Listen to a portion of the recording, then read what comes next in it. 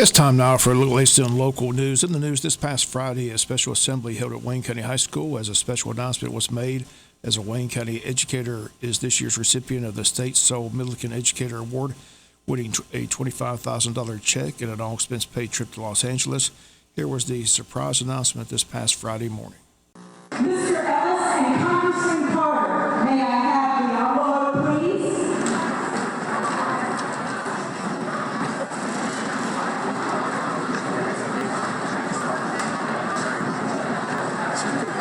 The Milliken Educator Award goes to Cole Robinson.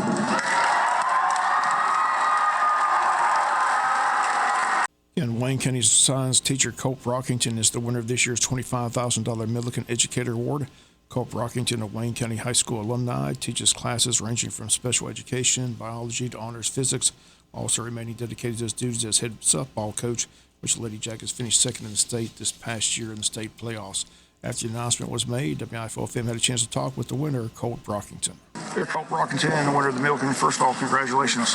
Thank you, Mr. Bob. I greatly appreciate it. It definitely caught you off guard when they announced your name. What was going through your mind? I had my pick for who I thought it was going to be, and then a piece of me said, I think they said my name, and Coach Hanson was standing beside me, and he said, Coach Brock, that's you. He said, you got to go. And, it was overwhelmed with emotion, very, very humble, very proud of, but again, there's a lot of great educators here, so I didn't know who they were going to say. Several months have really done well, and your softball team finished second in the state, and now you get this $25,000 award, the Milliken. So just put in perspective what the last several months have been for you. Man, for one, it's an honor. It's all credit to the students that I have in the classroom, all the athletes that were on the competition field with us, the assistant coaches that were at the field, the teachers that are in my POC groups that we meet weekly and most of the times daily. It's just been in the right place at the right time, surrounding myself with a lot of great adults and children in the building, and it's really panned out just last several months. I'm very proud of what's been able to be accomplished here at Wayne County.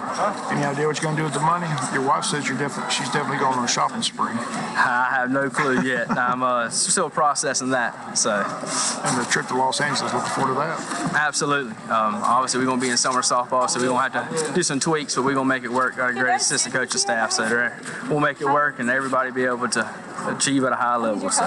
Okay, well, congratulations on the award, and again, congrats. Absolutely. Thank you, Mr. Bob.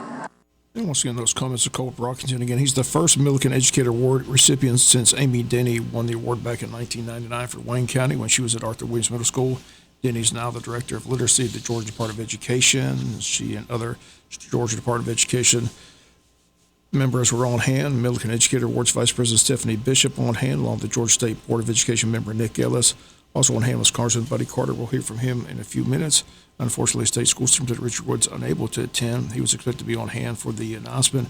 Once again, the original date for the assembly was canceled due to that bad weather last week. Schools had to be closed. Again, our congrats again to Wayne County's Colt Brockington. Again, the sole recipient in the state of Georgia for the Milliken Educator Award. Again, wins a prize of $25,000 and all expense paid trip to Los Angeles. We'll be back with more news after this word from our sponsor or the commercial messages, so please stay tuned. Congressman Buddy Carter in attendance this past Friday at the high school auditorium for that announcement of the Milliken Educator Award to Wayne County's Colt Brockington. WIFO FM had a chance to get an update beginning with his thoughts on the government avoiding the shutdown this past weekend. The good news is they avoided the shutdown once again. Your thoughts on that? Well, it is good news. Although I don't want to see us shut the government down, we've got to get something done.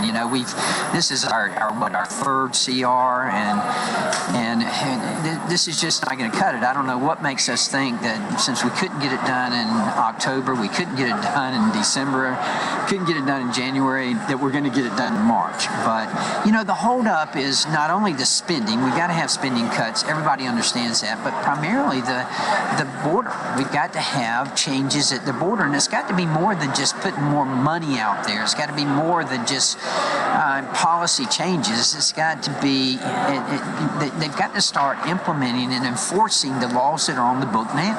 We've been talking to you for a long time, ever since you took office, and the border's been the main issue. And when you see those videos of those people crossing, just... Right. thousands and thousands of people coming in. I mean, that has to be an issue that's addressed, and I think that's going to be a key issue in this upcoming presidential election. There's no question about it that it's going to be a key issue. That and the economy. I think the border and the economy are the top two issues. They were the top two issues in Iowa just last week, and earlier this week, I should say. And now we see that, the border, since the Biden administration has taken over, there's been an estimated over 10 million people who've come into this country. I mean, our infrastructure can't support that. And not only that, but the illegal drugs coming across that border, the fentanyl that's poisoning, killing 200 people every day, 200 Americans, that's got to stop. Where are these people going? Well, that's a good question. They're going everywhere, all throughout the country. Every state is a border state. A lot of people just think it's only impacting those states at the border, Arizona and Texas. No, that's not the case at all. They're going everywhere. And even the Democratic mayors in the blue cities are now fed up with it. You see what the mayor of New York City is doing. He's trying to send them to New Jersey. New Jersey's saying, we don't want them, don't send them here. How about the two wars? The update on that? Well, that funding is tied in again to the border. When I'm in the district, one of the most frequent questions I'm asked is, how can you justify sending money to another country to secure their border when our border's not secure? And there's really not a good answer to that. We've got to secure that border. Buddy, always good to see you. Thanks. It's always good to see you. Thank you, Bob. I want to give those comments to Buddy Carter this past Friday at that special assembly. The county's push to continue the penny is underway. The county hoping that Wayne County registered voters will see the need for the SPLOST funds to continue and vote to do so in the upcoming election set for Tuesday, March 12th, with early voting to begin on Monday, February 19th, which is less than a month away.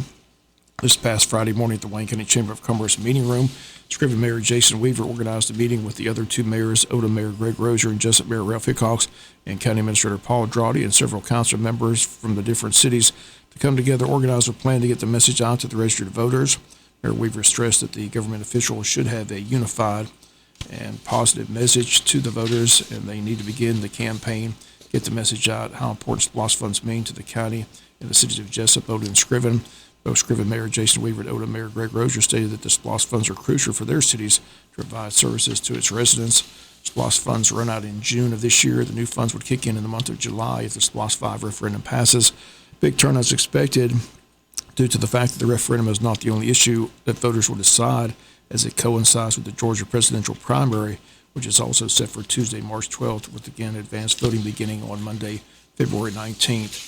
Early voting is going to be held at the Crack Organs Rec Center at 245 East Bay Street in Jesup.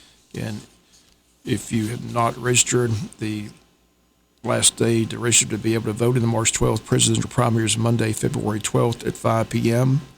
To check your registration status, change your name or address, find your polling place, request an absentee by mail ballot, or view a sample ballot, you can visit the website mvp.sos.ga.gov.